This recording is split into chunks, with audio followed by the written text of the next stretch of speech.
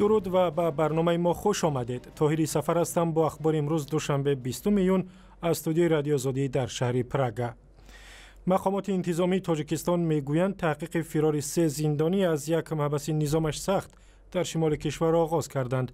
یک منبع آگاه از پرونده روز 20 میلیون به رادیو آزادی گفت مفتشان تحقیق دارند که چگونه زندانی‌های خطرناک رمزالله خان داداخانوف، حبیب جان یوسوفوف و میرزا ظریف قیوموف نقشه فرار کشیدند. شب 17 ایون این 3 زندانی ضمن تلاش برای فرار از محبس رقمی 3 شهر خوجند یک پاسبان زندان را کشتند، اما میرزا ظریف قیوموف را پاسبانان دیگر کشتند و حبیب جان یوسوفوف را بازداشت کردند. رمزالله داداخانوف بعد فرار و روز بعد ضمن مقاومت به ماموران امنیتی کشته شد.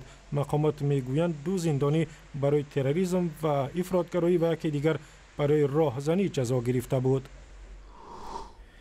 و مقامات انتظامی روسیه 2 شهروند تاجیکستان از جمله راننده گنرال آشوبگر عبدالحلیم نظرزاده را دستگیر کردند و به تاجیکستان سپردند. منابع رادیو آزادی روز 20 ایون گفتند برادران میرزا و قناعت مکملوف را هفته گذشته در شهر قزان روسیه دستگیر کردند. دولت تاجیکستان بازداشت آنها را از طریق اینترپول و یا پلیس بین المللی درخواست کرده است. گفته می شود این ساکنان دوشنبه را برای همکاری با معاون سابق وزیر دفاع دستگیر کردند. در آشوب به رهبری گنرال عبدالحلیم نظرزاده در ماه سپتامبر سال گذشته کم از 40 نفر کشته شدند. در نتیجه حمله به یک مسافربر در شهر کابل 14 نفر کشته شدند و 8 کسی دیگر زخم برداشتند. ترکش بامداد روز دوشنبه در یک کوچه سرآدم پایتخت افغانستان به وقوع پیوست.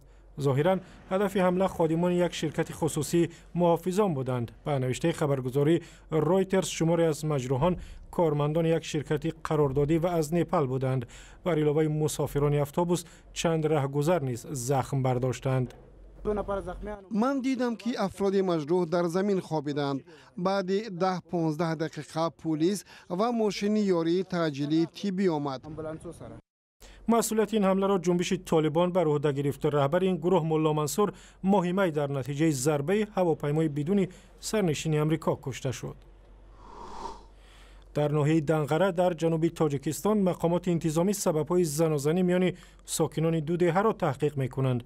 جنجال و زنازنی بین ساکنان دهات 401 و 402 شب 18 و 19 ایون بعد نماز تراویح رخ داده است و چند نفر با جراحت‌های سبک به شفاخانه مراجعت کردند.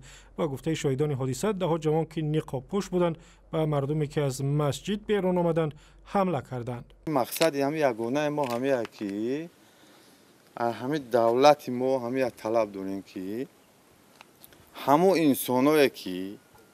انسانایی که همه شب ساعت نیم 11 شب فرمان دادگی 4 ناتوان 4 آدمی که همه فتنه را انگیختن همه را به قفا بیاوه آرام کنن. ساکنان روستای 402 که از ناحیه‌های شرقی تاجیکستان به دنقره کوچ بستند میگویند حمله به آنها طرحریزی شده است و مقامات باید مسئولان حمله را جزا بدهند.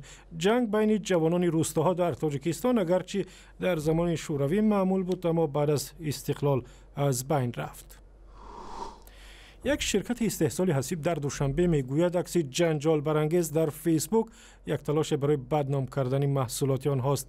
نمایندگان شرکت ولیجان روز 20 ایون به رادیو آزادی گفتند این ادعا که از داخل حسیب استحصال کرده آنها باقی مانده‌های کلموش پیدا کردند بی اساس است و عکسی که در فیسبوک گذاشتند دستکاری شده است. از این پیشتر یک کاربر فیسبوک که نام مستعار دارد با گذاشتن عکس یک حسیب که در داخل آن پای کلموش دیده می شود نوشت که این محصولات شرکت ولیجان است. عکس مذکور بحث زیادی را در فیسبوک برانگیخت. و گزارش کامل و اخبار دیگر در وبسایت ما در صفحه‌های آزادی در فیسبوک، توییتر و یوتیوب و هم زمینه رادیو آزادی برای تلفن‌های همراه.